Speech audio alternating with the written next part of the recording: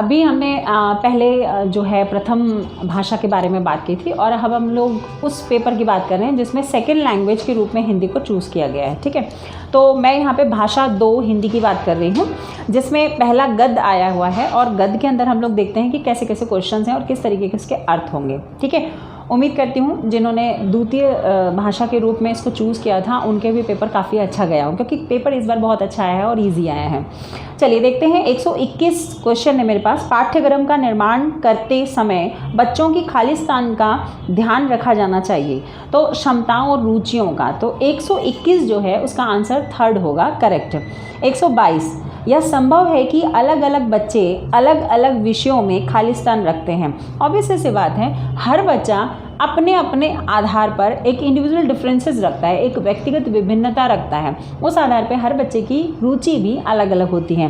तो 122 का third answer होगा। 123, पाठ्यक्रम को पाठ्यपुस्तक का प्राय खालिस्तान होना चाहिए। बिल्कुल नहीं होना चाहिए। किसी भी हम लोग जगह अगर करिकुलम की बात करते हैं तो करिकुलम में हमने बहुत सारी चीज़ें पढ़ी हैं, जैसे एक कोर करिकुलम पढ़ते हैं हम लोग, ठीक है, चाइल्ड सेंटर्ड करिकुलम पढ़ते हैं, टीचर सेंटर्ड करिकुलम पढ़ते हैं, बुक सेंटर्ड करिकुलम पढ़ते हैं। पर क्या कभी ध्यान दिया है आप लोगों ने, ये सब करिकुलम एक ही चीज़ों में मिलकर अब हमारे पास क्या बन जा रहा है, बाल केंद्रित, जिसको पाठ्यचर्या के नाम से जानते हैं। तो इसका मतलब हमारी जो पाठ्यचर्या है वो केवल किताब से संबंधित नहीं होनी चाहिए, बच्चे के सर्वांगीण विकास से संबंधित होनी चाहिए। इसका मतलब 123 का आंसर क्या हो जाएगा, सेकंड। 124, बच्चों को यह छूट देनी चाहिए कि वे अपनी रुचि व क्षमता के अनुसार किसी विषय की विस्तृत जानकारी प्राप्त कर सकें। यह स्थिति सराहनीय है, क्योंकि वाकई अगर कोई शिक्षक अपने बच्चे की जो क्षमता है, जो योग्यता है या जो रुचि है, उसके आधार पर अगर वो शिक्षा देने लग जाए तो बच्चा अपने आप अपनी योग्यताओं को क्या करता है, बढ़ाने लग जाता है। तो इसका मतलब हम लोग क्या कह सकते हैं कि 124 का आंसर क्या हो जाएगा, फर्स्ट आंसर हो जाएगा। मैं फिर से बता दूं कि मैं पेपर ए सेट की बात कर रही हूँ, ठीक है। बे उपसर्ग का प्रयोग किस शब्द में नहीं किया जा सकता? ऑब्वियसली सी बात है, देखोगे तो बेबस, बेअदब, बेईमान और बेफिजूल सब में लग रहा है, चारों में लग रहा है, बट आंसर क्या है यहाँ पे देखो। अच्छा, बस और बेबस आपको मैंने पहले भी बताया था जब पढ़ाते हुए कि किसी भी उपसर्ग, अगर उपसर्ग लग जाता है तो अर्थ में क्या आ जाता है, परिवर्तन आ जाता है, और प्रत्यय लगने से विशेषता उत्पन्न होती है। तो बस में अगर बे लगा दो तो क्या हो जाएगा, वो बेबस हो जाएगा। मतलब बस में आने वाला और बे लगने से बेबस मतलब किसी का मतलब किसी और के अंडर हो जाता है वो।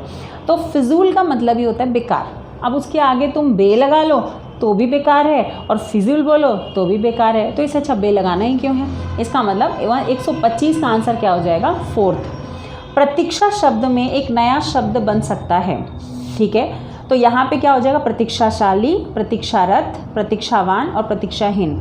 तो प्रतीक्षा शब्द से एक नया शब्द बन सकता है, क्या है, प्रतीक्षारत। इसका 126 का सेकेंड आंसर होगा। 127, वर्ष में एक लगाने से क्या बनेगा, वार्षिक। ये बहुत अच्छे क्वेश्चंस हैं जो हम बार बार पढ़ते हैं। तो यह वर्ष में एक प्रत्यय लगाने पे क्या बनेगा, वार्षिक, मतलब 127 का फोर्थ आंसर होगा। 128, अनुच्छेद के आधार पर कहा जा सकता है कि पाठ्यक्रम में लचीलापन होना चाहिए। बिल्कुल सही है। लचीलापन का मतलब क्या होता है, फ्लैक्सिबिलिटी। फ्लैक्सिबिलिटी का मतलब होता है एक ऐसी शिक्षा की व्यवस्था जहाँ पर हम जो भी व्यवस्था करें आवश्यकता के अनुसार उसमें परिवर्तन लाया जा सके। मेरी कक्षा में अगर बच्चा पढ़ना नहीं चाहता है तो उसको पढ़ाने के लिए, उसमें रुचि उत्पन्न कराने के लिए मैं किसी और तरीके से भी पढ़ा सकती हूँ। मतलब पढ़ाने के तरीके में वे किसी भी प्रकार की आवश्यकता के अनुरूप परिवर्तन को क्या कहते हैं, लचीलापन कहते हैं। तो 128 का सेकंड आंसर होगा। इसके बाद हम बात करते हैं 129, ज्ञान के होने की अनिवार्य शर्त है। सेकेंड आंसर होगा इसका 129 का सृजन और उत्पादन। मतलब 129 में कहा गया है ज्ञान के होने की अनिवार्य शर्त क्या है, मतलब ज्ञान क्यों होना चाहिए। ज्ञान होगा तभी तो मैं क्या कर पाऊंगी, तभी तो मैं उसको समझ पाऊंगी, तभी तो मैं एनालिसिस कर पाऊंगी, विश्लेषण कर पाऊंगी, संश्लेषण कर पाऊंगी, मूल्यांकन कर पाऊंगी। इसका मतलब 129 का सेकेंड आंसर होगा सृजन और उत्पादन। 130, अनुच्छेद के आधार पर कहा जा सकता है कि गाँव में नकारात्मक परिवर्तन भी हुए हैं। करेक्ट आंसर है इसका अनुच्छेद के आधार पर देखना है, हम अपने थॉट और व्यूज़ नहीं लगाएंगे यहाँ पे। यहाँ साफ साफ अनुच्छेद आप पढ़ेंगे तो आपको क्वेश्चन समझ आएगा कि क्या कहा जा रहा है। तो आप क्या करेंगे, 130 का फर्स्ट आंसर होगा सेट नंबर ए के अनुसार। 131, गांव को ठीक से समझने के लिए ज़रूरी है कि आप स्वयं गांव में जाकर देखें। देखो, अगर हम लोग शहर में रहते हैं तो शहरी दुनिया जो है वहाँ पे जो चीज़ें देख रहे हैं उसके बारे में हम पर्सनली ओपिनियन दे सकते हैं कि क्या है, कैसा है, किस तरीके का है। बट गांव के बारे में हमने सिर्फ सुना है और हमने कभी जाकर देखा नहीं है, तो हम वास्तविक रूप में ये नहीं बता सकते कि गांव का प्रतिरूप क्या होगा। अच्छा, 132, गांव को प्रयोगशाला क्यों कहा गया है। देखो, गांव में अगर देखा जाए तो ज़्यादा से ज़्यादा हम लोग क्रिएटिविटी, मतलब जुगाड़ वर्ड यूज़ किया जाता है लाइक दैट, तो हम ऐसे शब्दों का प्रयोग करते हैं और ऐसे काम करते हैं। तो गांव को प्रयोगशाला कहा गया है, क्यों कहा गया है, क्योंकि ज्ञान को कर्म की कसौटी पर कसा गया है। जब इंसान के पास आवश्यकता पूरा करने के लिए कोई साधन ना हो तो वो खुद सृजन करने लग जाता है, खुद क्रिएट करने लग जाता है। इसीलिए गांव अपने आप में क्या है, एक प्रयोगशाला है। फर्स्ट हैंड समझ से तात्पर्य क्या है, मतलब स्वयं के अनुभव से समझना। तो 132 का सेकेंड आंसर होगा। 133 फर्स्ट हैंड समझ को हम का मतलब है कि 133 का थर्ड आंसर होगा कि स्वयं के अनुभव से बच्चा जब समझता है तो उसको फर्स्ट हैंड बोलते हैं। ठीक है। 134 शिक्षित शब्द में प्रत्यय क्या है, बहुत अच्छा है, शिक्ष धातु है, शिक्षा जो है उसमें इत लगाने से क्या बन जाता है, शिक्षित। 135 गांव की छवि में क्या शामिल नहीं है। खासकर जब नहीं आए तो हम बहुत ज़्यादा मिस्टेक करते हैं, क्योंकि हम पॉजिटिव मैनर में आंसर्स लगा देते हैं, तो यहाँ नहीं नेगेटिव लगाना है। तो गांव की छवि में क्या शामिल नहीं है, गंदगी शामिल नहीं है, अशिक्षा शामिल नहीं है, अज्ञान शामिल नहीं है, या कर्म शामिल नहीं है। यहाँ पे अगर गौर करोगे तो नहीं का मतलब क्या है, तो गांव की छवि में क्या शामिल नहीं है। तो इसको थोड़ा सा मैं आपको बता देती हूँ कि इसमें एक तो सबसे बड़ी बात है कि यहाँ पे ऑप्शन अगर देखा जाए तो गांव में गंदगी भी शामिल बताई जा रही है, पर गंदगी का इन द सेंस ऐसा नहीं है कि कुछ है, तो अशिक्षा भी नहीं है, अज्ञान भी शामिल है।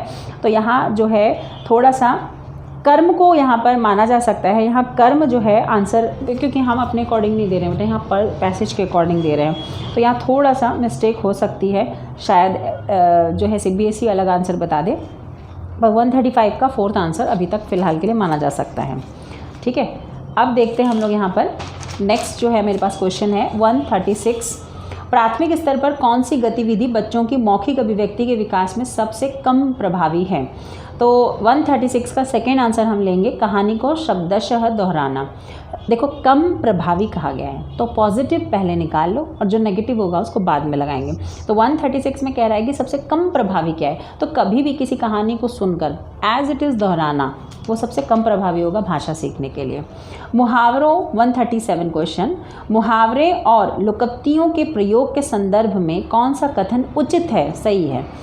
ये भाषा का अनिवार्य हिस्सा है, बिल्कुल है, पर इसे भी बेटर ऑप्शन देख सकते हैं। यह भाषा प्रयोग को प्रभावी बनाता है, बिल्कुल। तो मुहावरे और जब लोकोक्तियों का प्रयोग हमने अपनी भाषा में करते हैं तो वो और ज़्यादा अट्रैक्टिव और इफेक्टिव बन जाती है, सामने वाले को, सुनने वाले को भी बहुत अच्छा लगने लग जाता है। खासकर आप लोग अगर साहित्य पढ़ें, रचनाएं पढ़ें, काव्य पढ़ें, तो वहाँ कहीं ना कहीं आपको मुहावरे, लोकोक्तियों का बहुत सुंदर प्रयोग करने को देखने को मिलता है। तो यहाँ पे 137 का आंसर सेकेंड होगा। 138, मीता ने सभी बच्चों को एक अनुच्छेद दिया जिसमें हर 5वें शब्द की जगह रिक्त स्थान था, जिसे बच्चों को भरना था। मीता ने किसका प्रयोग किया। जब हम किसी चीज़ के प्रश्न बच्चों को फिलिंग द ब्लैंक्स या छोटे छोटे अभिसारी अपसारी चिंतन के आधार पर देते हैं तो वो क्लोज परीक्षण कहलाता है। 138 का फोर्थ आंसर होगा। 139, बच्चों में खालिस्तान और खालिस्तान के माध्यम से लेखन कौशल का विकास किया जा सकता है। अगर बात करें तो यहाँ पर रेखांकन और चित्रांकन, तो इसका मतलब 139 का फर्स्ट आंसर होगा। 140, मुदिता अक्सर श को स बोलती है। मुदित की भाषा शिक्षिका के रूप में आप इस स्थिति के बारे में क्या कहेंगे। तो ये क्षेत्रीय भाषा का प्रभाव है। जैसे आपने देखा होगा नेपाल में साहब बोलते हैं, साहब जी, तो इसमें साहब ना बोलकर साहब बोलते हैं। तो कई वर्ड्स के प्रोनाउंसिएशन में कहाँ का प्रभाव देखने को मिलता है। जैसे अगर हरियाणा की बात करें तो सकूल कहते हैं, तो वो एक क्षेत्रीय भाषा का प्रभाव है। ठीक है। तो इसका मतलब क्या है कि 140 का सेकेंड आंसर होगा। 141, निम्नलिखित में से कौन सा प्रश्न बच्चों की भाषा क्षमता के विकास में सर्वाधिक सहायक है। तो डाल डाल का इस्तेमाल करते हुए वाक्य बनाओ, या तितली कली के पास कब गई होगी और क्यों। देखो यहाँ पे एक कॉन्सेप्ट है कि निम्नलिखित में से कौन सा प्रश्न बच्चों की भाषा क्षमता के विकास में सर्वाधिक सहायक है। तो हम ऐसा क्वेश्चन पूछेंगे जहां बच्चा अपना अपसारी चिंतन का प्रयोग करते हुए व्याख्या करे। तो डाल डाल का इस्तेमाल करते हुए वाक्य बनाओ, तो यहाँ तो वाक्य बच्चा बनाएगा पर वो थोड़ा सा शॉर्ट में चला जाएगा। तो यहाँ तितली कली के पास कब गई होगी और क्यों गई होगी, यहाँ बच्चा जो है अपने थॉट्स यूज़ करेगा। तो 141 का जो है सेकेंड ऑप्शन सबसे बेस्ट माना जाएगा। 142 सामाजिक अंतःक्रिया। मेरे ख्याल से सब बच्चे क्लास में 50 बार रट चुके हैं हम लोग यहाँ यूरेका में, कि आपको जब भी मैं थ्योरीज पढ़ाती थी तो मैं आपको बोलती थी अंतःक्रिया कभी भी आ जाए, इंटर रिलेशन वर्ड आ जाए तो वाइगॉत्स्की को आपको लगाना है। तो फिर से वही क्वेश्चन आ गया, सामाजिक अंतःक्रिया की अवधारणा किससे संबंधित है, तो वो वाइगॉत्स्की से है। मतलब 142 का आंसर फोर्थ होगा। 143 स्किनर ने भाषा सीखने की प्रक्रिया में खालिस्तान पर सर्वाधिक बल दिया।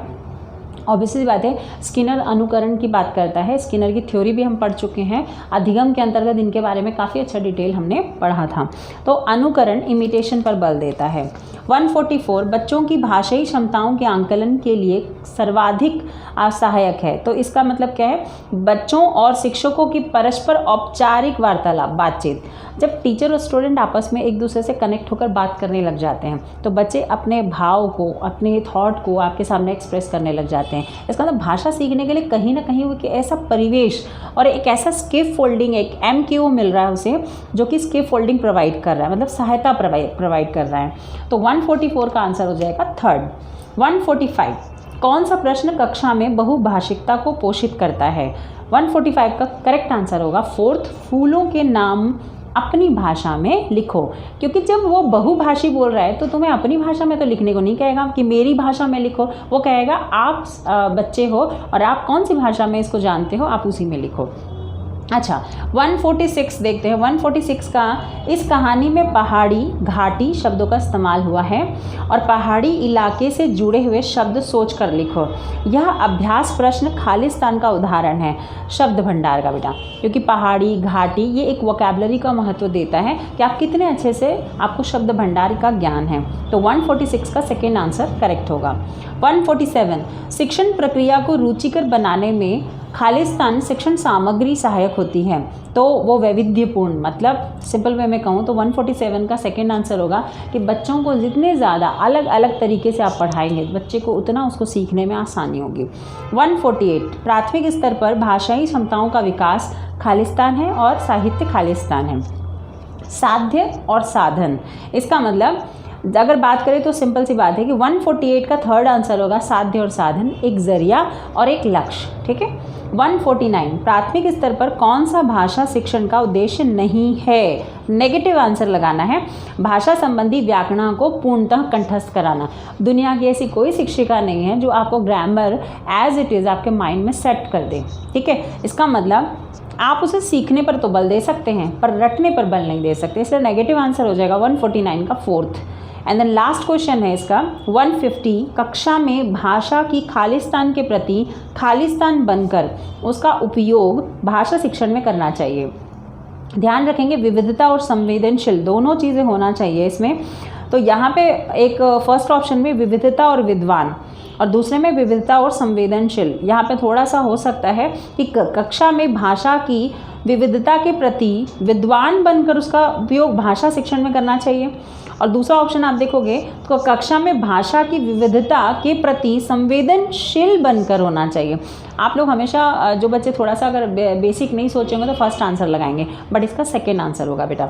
तो 150 का सेकेंड आंसर होगा। यहाँ पर हमने दोनों आंसर्स कीज़ के बारे में डिस्कस किया। आपका ए सेट की बात कर रहे थे हम लोग और इसमें हमने भाषा 1 और भाषा 2 दोनों के प्रश्नों के उत्तरों की बात करी है। उम्मीद करती हूँ आप सभी के ज़्यादा से ज़्यादा नंबर आएँ और सभी उत्तीर्ण होकर DSSB की तैयारी करें, PRT की तैयारी करें। All the best for your future. Thank you.